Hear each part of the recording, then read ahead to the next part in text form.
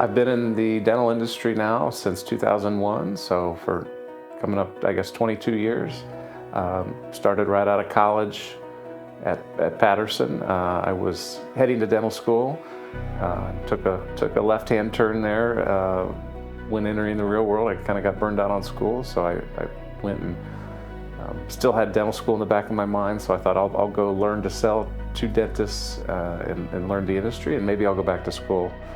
Life happens, and you get working, and that doesn't always work out. So worked for Patterson for 15 years. It was great, and in 2015 decided to be the first franchisee at DDSmatch and start my own business, just like the dentists do, and take that leap of faith and become a business owner. Yep.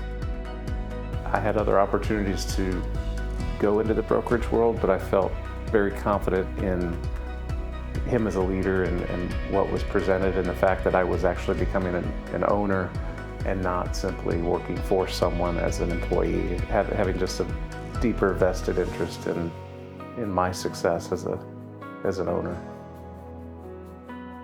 A little bit of nervousness, excitement, emotional roller coaster a little bit, wanting to make sure that I was doing everything right, making sure that my client was going to be super happy at the end, and they were. It was a great experience, and it was almost like an addictive feeling when that sense of happiness and then also relief and excitement for them, knowing that I get to retire, I get to go do the things I want to do, and I'm not tied to my practice anymore.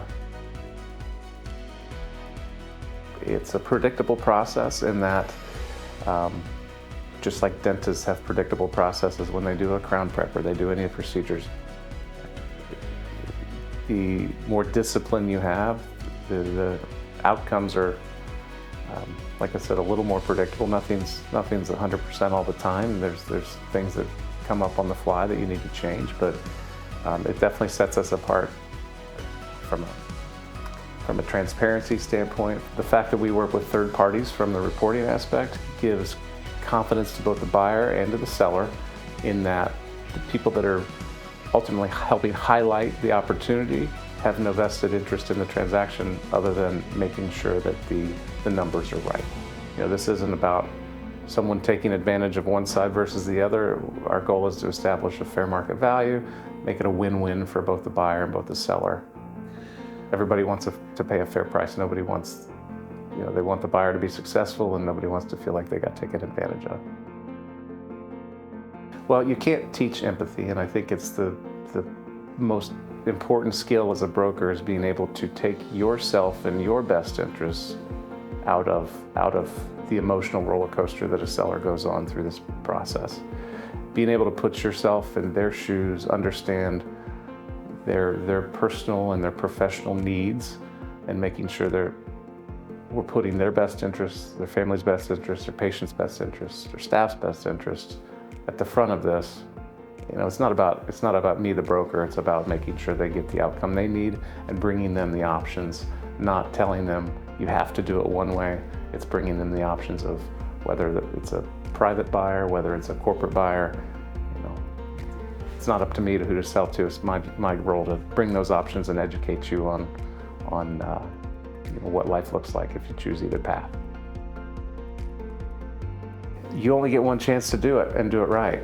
And as I talked with a client this morning, he said, I can't tell you how many times I would have messed this up had you not helped coach me along the way with what is important, what's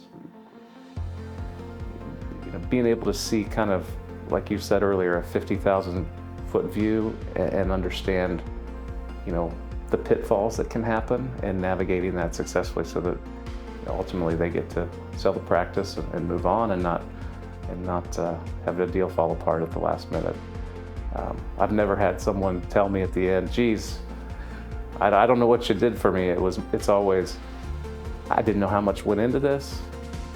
It didn't matter what it cost because it got done, and it got done right, and I feel good about who you brought as my option that I finally went with.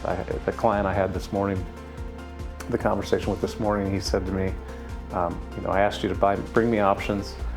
You brought me a corporate buyer, you brought me a couple different private buyers, and ultimately the one we settled on, I like her the best. I'm so happy you brought me what I asked for.